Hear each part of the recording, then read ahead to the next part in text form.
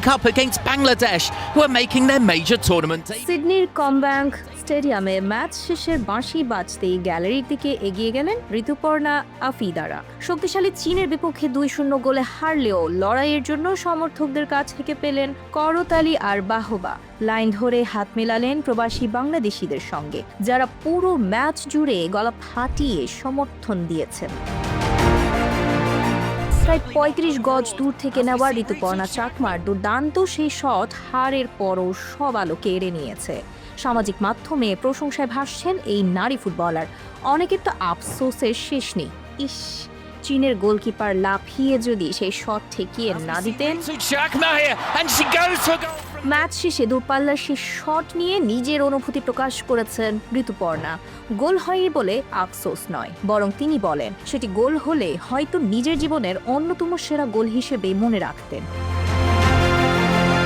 এদিকে অধিনায়ক আফিদা খন্দকার ফল নিয়ে সন্তুষ্টির কথা জানালেও দ্বিতীয় গোলটি নিয়ে তার কণ্ঠে আক্ষেপ ছিল। তিনি বলেন যেহেতু তার পাশ দিয়ে গোলটি হয়েছে সেটা ঠেকাতে পারলে তার ভালো লাগতো, তবে দল শেষ পর্যন্ত হাল ছাড়েনি, আর এই আত্মবিশ্বাসী পরের ম্যাচে কাজে লাগবে বলে তিনি মনে করেন।